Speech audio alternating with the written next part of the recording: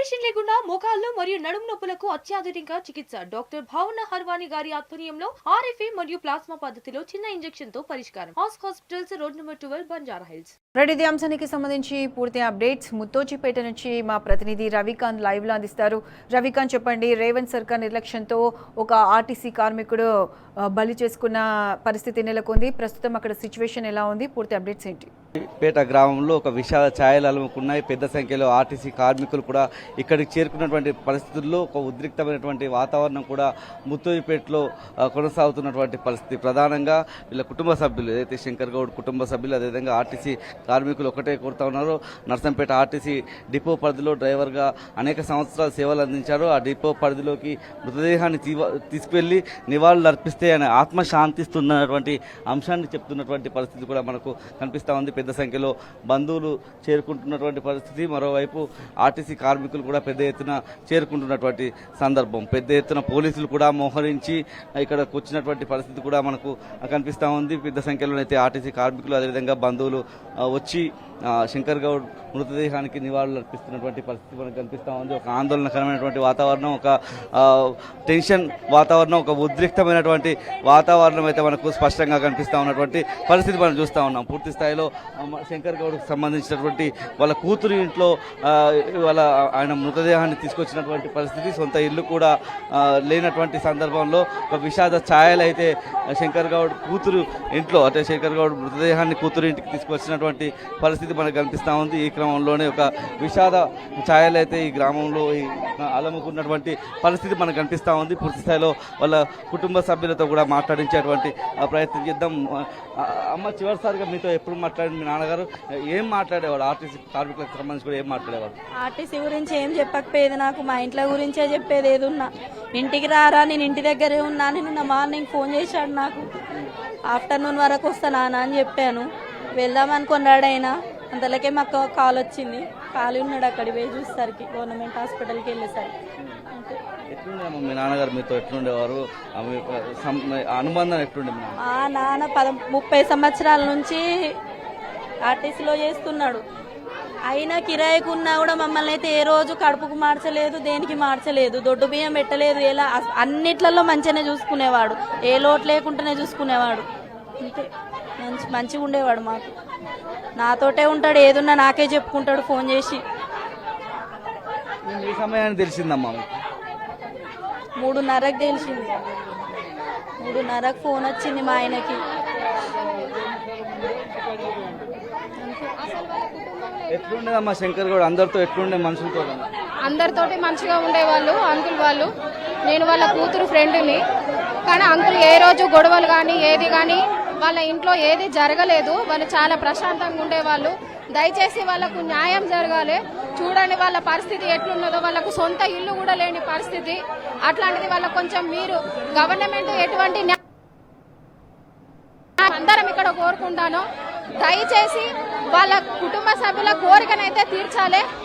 వాళ్ళను ఇది మొత్తంగా చూసినట్టయితే ఆర్టీసీ కార్మికులు, అదేవిధంగా పోలీసుల మధ్య ఒక ఘర్షణపూరితమైనటువంటి వాతావరణం అయితే ముత్తోజిపేట గ్రామంలో చోటు చేసుకుంటున్నటువంటి సందర్భం. ప్రధానంగా ఆర్టీసీ నర్సంపేట డిపోకు శంకర్ గౌడ్ని తీసుకువెళ్ళాలి. అక్కడ తీసుకువెళ్ళిన తర్వాత నివాళులు అర్పిస్తేనే ఆయన ఆత్మకు శాంతి చేకూరుతుందన్నటువంటి అంశం అయితే తెలుపుతున్నటువంటి పరిస్థితి. 30 ఏళ్ల నుంచి మా నాన్న నర్సంపేట డిపోలో పనిచేస్తున్నటువంటి అంశాన్ని కొద్దిసేపటి క్రితం వాళ్ళ కూతురు కూడా చెప్పినటువంటి పరిస్థితి. ఏం చెప్తారమ్మా? కాదండి, ఇప్పుడు అతనికి ఒక 10 నిమిషాలు తీసుకుపోయి శాంతి చెప్పేయడానికి తీసుకోపోతాం. 10 నిమిషాలు మేమేం చెత్తలేము కదా. డిపో ద్వారా తీసుకోపోయి మన శాంతి చేపిస్తాం. గీత కూడా నేనే లేదేందండి. గవర్నమెంట్కి గీత కూడా ఇది లేదు. ఇంత చులక డిపో మేనేజర్ ఎటుపోయింది? ఆ దొంగ ముండ చేపట్టే సత్యంలు. ఆ దొంగ ముండ రావాలి, డిపో ముందు రావాలి. సిగ్గు లేదా? దానికి శరం లేదా? ఒక డిపో మేనేజర్ రావాలి. అది రావాలా? డిపో మేనేజర్ రావాలి. 2 చచ్చిపోయారు. 2 నెలలు కూడా కాలే.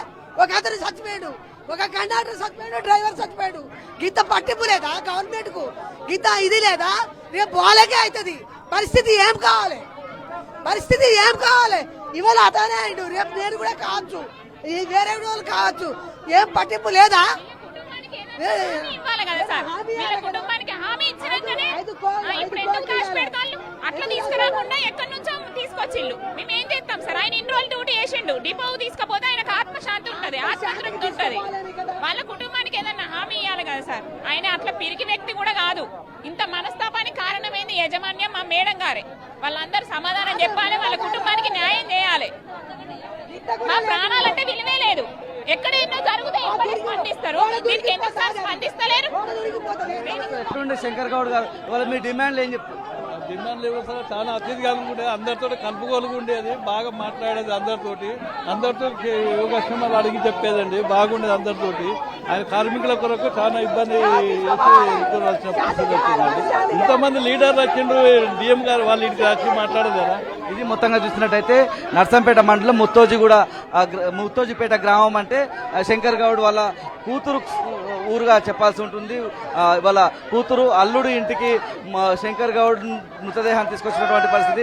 ఆర్టీసీ కార్మికులు అదేవిధంగా పోలీసుల మధ్య ఒక తోపులాట, ఒక ఉద్రిక్తమైనటువంటి వాతావరణం కనిపిస్తుంది. ఖచ్చితంగా నర్సంపేట డిపోకు తీసుకువెళ్లాలన్నటువంటి ఒక డిమాండ్ అయితే ఆర్టీసీ కార్మికులు కావచ్చు, కుటుంబ సభ్యులు వ్యక్తం చేస్తున్నటువంటి పరిస్థితి కూడా మనకు కనిపిస్తా ఉంది. ఎట్టి పరిస్థితుల్లో నర్సంపేట డిపోకు ముత్తోజిపేట నుంచి నర్సంపేట డిపోకు శంకర్ గౌడ్ మృతదేహాన్ని తీసుకువెళ్లాలన్నటువంటి డిమాండ్ అయితే కనిపిస్తా ఉంది. పోలీసులు ఆర్టీసీ కార్మికుల మధ్య ఒక తోపులాట మనం చూడొచ్చు. ఒక ఉద్రిక్తమైనటువంటి వాతావరణం అయితే ముత్తోజిపేట గ్రామంలో మనకు కనిపిస్తా ఉంది. పూర్తి స్థాయిలో మనం చూసే విజువల్స్ లో ఒక తోపులాట కూడా మనకు కనిపించేటువంటి పరిస్థితి కనిపిస్తా ఉంది. పెద్ద సంఖ్యలో ఆర్టీసీ కార్మికులు కూడా ఇక్కడికి చేరుకున్నటువంటి పరిస్థితుల్లో అంతకంతకు పెరుగుతున్నారు. అయితే ముందుగా ఏదైతే నర్సంపేట డిపో మీద నుంచే శంకర్ గౌడ్ మృతదేహాన్ని ముత్తోజిపేటకు తీసుకురావాల్సి ఉండేది. ఎందుకంటే నర్సంపేట పట్టణంలో ఆయనకు ఇల్లు లేని కారణంగా పూర్తి స్థాయిలో కూతురు ఇంటికి తీసుకురావాలన్నటువంటి విషయాన్ని డిసైడ్ అయినటువంటి తరుణంలో నర్సంపేట పట్టణం మీద నుంచి నర్సంపేట డిపో మీద నుంచే 3 కిలోమీటర్ల దూరంలో ఉంటుంది ముత్తోజిపేట. ఇక్కడికి తీసుకురావాలన్నటువంటి ఆలోచన చేసినటువంటి క్రమంలో ముత్తోజిపేట తీసుకురావాలన్నటువంటి ఆలోచన చేసినటువంటి నేపథ్యంలో నర్సంపేట పట్టణం మీదుగా నర్సంపేట డిపో నర్సంపేట బస్టాండ్ మీదుగానే రావాల్సి ఉండే.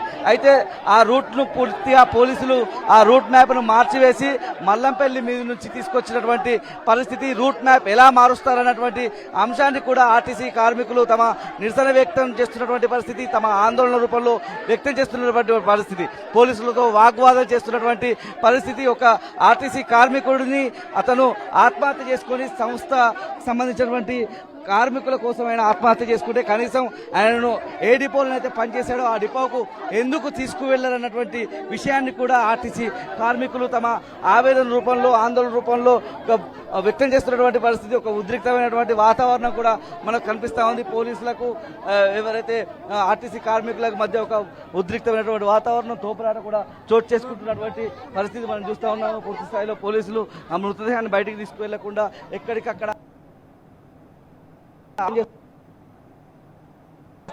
చేస్తున్నటువంటి తీరు మనం చూడొచ్చు. ఒక దమనకాండ ముత్తోజిపేటలో కొనసాగుతున్నటువంటి పరిస్థితి, ఒక ఉద్రిక్తమైనటువంటి వాతావరణం కూడా మనం చూడొచ్చు. పూర్తి స్థాయిలో మనం చూసినట్టయితే పోలీస్ వాహనాన్ని ముట్టడించినటువంటి పరిస్థితి కూడా ఆర్టీసీ కార్మికులు చేస్తున్నటువంటి పరిస్థితి మనం చూస్తూ ఉన్నాము.